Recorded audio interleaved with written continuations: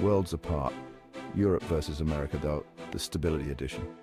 Hey everyone, it's Mohammed Tofiani here, and today we're diving headfirst into a topic that's fascinated me for ages: the differences between living in Europe and the United States. Specifically, we're talking about stability, what it means, how it looks, and how it feels on opposite sides of the pond. Think of it like this. If the American dream is about ambition and individual achievement, the European version is more about security and collective well-being. Neither one is inherently better, but understanding these different approaches can be pretty eye-opening. So buckle up, grab your metaphorical passport, and let's explore the world of living and stability, Europe versus America style. Chapter 1. Quality of life, healthcare, education, and green spaces. Let's kick things off with something everyone cares about: quality of life. In much of Europe, universal healthcare is considered a right, not a privilege. That means everyone gets access to medical care, regardless of their income or employment status. Education is another area where Europe tends to prioritize collective good. Many European countries offer free or heavily subsidized higher education, even for international students. This makes pursuing your dreams way more accessible, without drowning in student loan debt. European cities are often known for their walkability, public transportation, and abundance of green spaces. It's a different vibe than the car-centric culture you often find in the US. The American spirit of innovation and entrepreneurship is undeniable. But when it comes to those fundamental quality of life indicators, Europe's focus on social safety nets and collective well-being creates a different kind of stability. Chapter 2. Safe and sound. Safety and stability in Europe versus America. Let's talk about feeling safe, a pretty fundamental part of stability, wouldn't you say? Now, it's important to acknowledge that no place is perfect and every country has its share of challenges. Europe consistently ranks high in global safety indices. Stricter gun control laws, a strong focus on social welfare, and a generally more homogeneous society contribute to lower crime rates in many European countries. This sense of security permeates daily life. You can walk alone at night, use public transportation without fear, and generally feel safe in your surroundings. The perception of safety and the reality for many Americans is markedly different from the experience in much of Europe. It's about knowing that your government is invested in your well-being and that you have a safety net to fall back on if things get tough. These factors contribute to a sense of stability that runs deep in European societies. Chapter 3. Work-life balance, the European model versus. All right, let's talk about work, shall we? It's a topic that affects us all, no matter where we live, because the way we approach our jobs and our free time plays a huge role in our overall sense of stability and happiness. In many European countries, work-life balance isn't just a buzzword, it's a way of life, deeply ingrained in the culture. Think mandated vacation time. We're talking a month or more, folks. It's not just a perk, it's a right. Shorter work weeks and a general emphasis on enjoying life outside the office are common practices.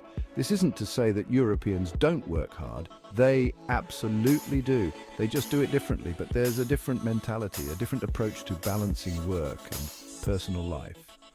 Work is seen as a part of life, not the defining factor of one's identity, and this focus on balance contributes to a sense of well-being that's often lacking in the always-on, hustle-driven culture of the US. The American work ethic is legendary for a reason, known for its intensity and dedication. It's fueled innovation, driven economic growth, and created countless opportunities for many.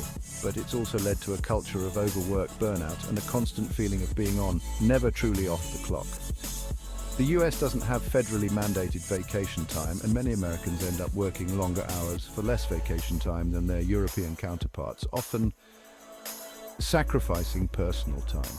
This can take a toll on mental health, relationships, and overall well-being, leading to stress and dissatisfaction. But when it comes to stability, that sense of balance, of knowing you're not defined by your job, can be incredibly grounding and fulfilling. Okay, let's talk about getting from point A to point B, because transportation plays a surprisingly big role in our sense of freedom, and you guessed it, stability. It's not just about moving around, it's about how we connect with the world and the opportunities that come with it. Europe, with its densely packed cities and centuries-old infrastructure, has long embraced public transportation. This system is deeply integrated into the daily lives of its residents. Think high-speed trains that whisk you between countries, making international travel both quick and convenient, efficient metro systems that navigate bustling city centres, ensuring you can get to work or leisure activities without hassle, and reliable bus networks that connect even the smallest towns, ensuring no place is too remote. This emphasis on public transport isn't just about convenience, it's about sustainability, accessibility, and reducing reliance on cars. It's a holistic approach to urban planning. It means you don't need to own a car to live a full and independent life, which is a big deal for both personal finances and the environment. The savings on car expenses can be significant. In many European cities, walking and cycling are also viable and encouraged modes of transportation. These options are often supported by dedicated lanes and infrastructure. This contributes to a healthier lifestyle, reduces traffic congestion, and creates a more pedestrian-friendly urban environment.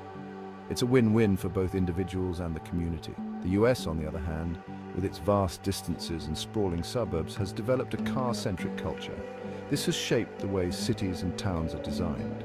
While major cities have public transportation systems, they often pale in comparison to their European counterparts in terms of coverage, efficiency, and affordability. This can limit mobility for many. This reliance on cars can create challenges, particularly for those who can't afford to own one or live in areas with limited public transport options. It can be a significant barrier to accessing opportunities. It can also contribute to traffic congestion, air pollution, and a sense of isolation. The environmental impact is another major concern, but when it comes to stability, that feeling of freedom and ease of movement that comes with having reliable, affordable, and accessible transportation options is something that many Europeans take for granted. It's a cornerstone of their quality of life. All right, let's circle back to a topic we touched on earlier, work-life balance, because let's be honest, finding that sweet spot between crushing it at work and actually having a life is something we all aspire to, right? It's a universal goal, yet the approach to achieving it can vary greatly depending on where you live. And in this realm, Europe and the US often feel like they're playing different games with different rule books. The cultural and legislative differences are striking. In many European countries, work-life balance isn't just a perk, it's practically woven into the fabric of society. It's a fundamental part of the social contract. We're talking legally mandated vacation time. Think 4 to 6 weeks per year, minimum shorter work weeks, and a general cultural acceptance of prioritizing family and personal time. This isn't just a luxury, it's a right. It's not uncommon for businesses to close in August for summer holidays, and people are encouraged to actually use their vacation time. This break is seen as essential for well-being. This emphasis on work-life balance isn't just about preventing burnout. It's about recognizing that people have lives outside of work and that those lives are equally important. It's about holistic well-being. In the US, on the other hand, the hustle culture often reigns supreme. The drive to succeed can overshadow the need for personal time. Working long hours, being constantly on, and prioritizing work above all else is often seen as a badge of honor. It's a testament to dedication and ambition. While this can lead to incredible drive and innovation, it can also come at a cost. The relentless pace can be exhausting. Burnout rates in the US are high, and many Americans struggle to find time for themselves and their loved ones. The pressure can be overwhelming. But when it comes to stability, that sense of peace and well-being that comes from knowing you have time for yourself, your family, and your passions is something that many Europeans cherish. It's a different kind of wealth, one that enriches life in profound ways. So, there you have it, a glimpse into the contrasting worlds of living and stability in Europe and the US. Remember, there's no one-size-fits-all answer, and what might feel like stability to one person could feel stifling to another. But by understanding these different approaches, we can start to have more nuanced conversations about what truly matters to us and how we can create societies that prioritize well-being, security, and a sense of belonging for everyone.